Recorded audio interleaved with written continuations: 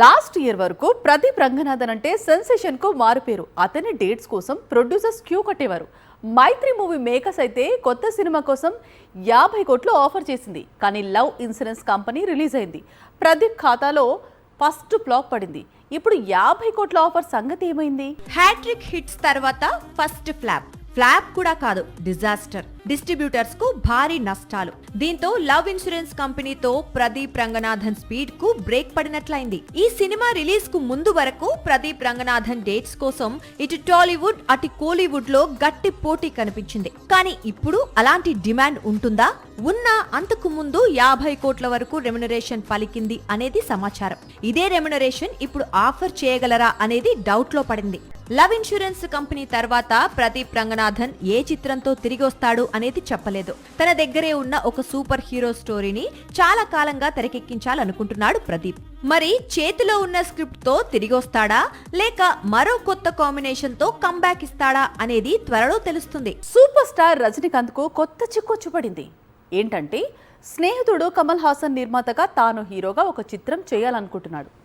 అయితే స్నేహితుడు నిర్మాత కావడంతో తనకు ఎలాగైనా బ్లాక్ బస్టర్ ఇవ్వాలనే తాపత్రయంలో ఎప్పటికప్పుడు దర్శకులను మార్చేస్తున్నాడు రజనీ. సూపర్ స్టార్ కెరీర్ లో మొదటిసారి అనుకుంటా ఇలా జరగటం. గతంలో ఎన్నడూ లేని విధంగా తమిళ సూపర్ స్టార్ రజనీకాంత్ కొత్త సినిమా విషయంలో తెగ కన్ఫ్యూజ్ అవుతున్నారు. స్నేహితుడు కమల్ నిర్మించబోతున్న కొత్త చిత్రానికి రజనీకాంత్ ను ముందుగా సుందర్ సి దర్శకత్వం వహించాల్సింది. అయితే అనౌన్స్మెంట్ తర్వాత సుందర్ తప్పుకున్నాడు. సుందర్ తర్వాత రజనీకాంత్ సినిమాకు డైరెక్టర్ గా గతంలో శివకార్తికేయన్ హీరోగా నటించిన డాన్ సినిమా డైరెక్టర్ సిబి చక్రవర్తిని ఖరారు చేశాడు. రేపో మాపో సెట్స్ పైకి వెళుతుంది అనుకుంటుండగా ఇప్పుడు సిబిని కూడా తప్పించారట. సిబి స్థానంలో మరో తమిళ దర్శకుడు గత ఏడాది ప్రదీప్ రంగనాథ్ కు డ్రాగన్ తో బిగ్ హిట్ ఇచ్చిన అశ్వత్ మారిముత్తు పేరుతో తెరపైకి వచ్చింది. నిజానికి గతంలోనే అశ్వత్ మారిముత్తు కథకు రజనీకాంత్ కనెక్ట్ అయినా డేట్స్ లాక్ చేయలేకపోయాడు. ఇప్పుడు మాత్రం డ్రాగన్ డైరెక్టర్ కు పిలిచి అవకాశం ఇచ్చినట్లు తెలుస్తోంది. రజనీకాంత్ కొత్త చిత్రం దర్శకుడు మారటానికి మన తెలుగు హీరో నానినే కారణమంటే మీరు నమ్మగలరా? ప్రస్తుతం కోలీవుడ్ కూడా ఇదే చెబుతోంది. సూపర్ స్టార్ కొత్త సినిమా దర్శకుడు మారడానికి మెయిన్ రీజన్ న్యాచురల్ స్టార్ అట. తమిళంలో రజనీకాంత్ కొత్త చిత్రానికి దర్శకుడు మారడానికి పారడైజ్ సెట్ లో ఉన్న నానికి ఏంటి సంబంధం? 2022లో రిలీజ్ అయింది డాన్ చిత్రం. తమిళనాట సంచలన విజయం సాధించింది. సరాసరి 100 కోట్లు రాబట్టింది. దీంతో డాన్ డైరెక్టర్ సిబి చక్రవర్తితో వర్క్ చేసేందుకు చాలా మంది హీరోలు పోటీ పడ్డారు. ఇందులో తెలుగు హీరో నాని కూడా ఉన్నాడు. నిజానికి నాని కోసమే కొన్నేళ్లుగా కథను రెడీ చేస్తూ వచ్చాడు సిబి. కానీ నాని ఇతర ప్రాజెక్టులలో బిజీ కావడంతో ప్రాజెక్ట్ ఆలస్యం అవుతూ వచ్చింది. ఇంతలో రజనీకాంత్ నుంచి పిలుపు రావడంతో కథను నెరేట్ చేసేందుకు వెళ్లాడు సిబి. అంతే వేగంగా తన కథను ఓకే చేయించుకుని రజనీకాంత్ ను డైరెక్ట్ చేసేందుకు వెళ్లాడు. అయితే నాని సినిమా కోసం తీసుకున్న అడ్వాన్స్ విషయంలోనే నిర్మాత నుంచి అబ్జెక్షన్ వచ్చినట్లు, దీంతో రజనీకాంత్ చిత్రాన్ని సిబి వదులుకున్నట్లు ప్రచారం సాగుతోంది. ఈ రూమర్ లో ఎంతవరకు నిజం ఉందో తెలియదు. కానీ కాలీవుడ్ లో మరో గాసిప్ కూడా షికార్లు చేస్తోంది. సిబి రాసిన కథలో రజనీ సూచించిన మార్పులు చేర్పుల వల్లే అతను ప్రాజెక్ట్ నుంచి బయటకు వచ్చాడు అంటున్నారు. పెద్దతో పాన్ ఇండియాకు తిరుగులేని కంబ్యాక్ ఇచ్చాడు రెహమాన్. ఒక్కో పాట ఒక్కో విధంగా పేలింది. జెన్జీకి ట్యూన్స్ బాగా దగ్గరయ్యాయి. పనిలో పనిగా రెహమాన్ రెమ్యునరేషన్ కూడా పెరిగిపోయింది. పెద్ద తర్వాత పాన్ ఇండియా వైడ్ గా పెద్ద మ్యూజిక్ డైరెక్టర్ గా అవతరించాడట రెహమాన్. అదెలా సాధ్యపడిందో ఈ స్టోరీ చూస్తే మీకే తెలుస్తుంది. లోకేష్ కనగరాజు దర్శకత్వంలో అల్లు అర్జున్ నటించే చిత్రానికి అనిరుద్ సంగీతం అందిస్తున్నాడు.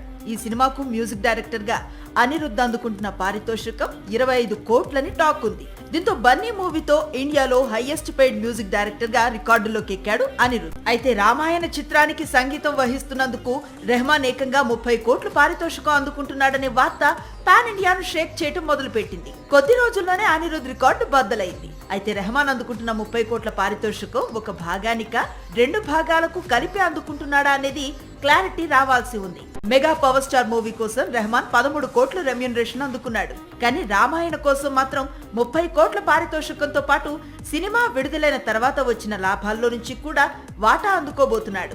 మొత్తంగా రామాయణ ప్రాజెక్టు నుంచి రెహమాన్ 50 కోట్ల వరకు పారితోషికం అందుకోనున్నాడని బాలీవుడ్ వర్గాలు చెబుతున్నాయి. దీంతో ఇండియాలో మరోసారి రెహమాన్ నెంబర్ 1 మ్యూజిక్ డైరెక్టర్ గా మారాడు. మొత్తానికి రణ్వీర్ సింగ్ పై నిషేధం తొలగిపోయింది. ఫెడరేషన్ బ్యాన్ ఎత్తేసింది. దీంతో రణ్వీర్, కొత్త సినిమాకు లైన్ క్లియర్ అయింది. ధురంధర్ చిత్రాలతో బాక్స్ ఆఫీస్ను షేక్ చేసిన రణ్వీర్ సింగ్కు ఇప్పుడు ఇండియాలోనే అత్యధిక రెమ్యునరేషన్ ఆఫర్ చేస్తున్నారు నిర్మాతలు. అయినా సరే ధురంధర్ రిజెక్ట్ చేస్తున్నాడట. ధురంధర్ రిలీజ్ కి ముందు రణ్వీర్ సింగ్ పరిస్థితి చాలా దారుణంగా ఉండేది. అప్పుడు తన రెమ్యూనరేషన్ 50 కోట్ల కంటే తక్కువే. అందుకే ధురంధర్ 2 భాగాలకు కలిపి రణ్వీర్ సింగ్ 50 కోట్లు మాత్రమే అందుకున్నాడు. ధురంధర్ 1, 2 తర్వాత రణ్వీర్ సింగ్ రేంజ్ మారిపోయింది. ఇప్పుడు దేశంలోనే అత్యధిక రెమ్యూనరేషన్ అందుకునే నటుడిగా మారాడు. ప్రస్తుతం ఇండియాలో అల్లు అర్జున్ మాత్రమే మూవీకి 300 కోట్లకు పైగా పారితోషికం అందుకుంటున్నాడు. రణ్వీర్ సింగ్ ఈ రికార్డును బద్దలు కొట్టే అవకాశాలు కనిపిస్తున్నాయి. రణ్వీర్ సింగ్ డేట్స్ ఇస్తే చాలు 350 నుంచి 400 కోట్లు ఇచ్చేందుకు బడా బడా నిర్మాతలు కాంటాక్ట్ అవుతున్నారట.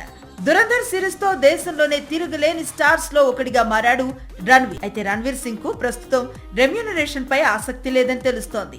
ధురంధర్ లాంటి బ్లాక్ బస్టర్ కంటెంట్ ఉన్న మూవీస్ కు మాత్రమే తన ప్రాధాన్యత అంటున్నాడు.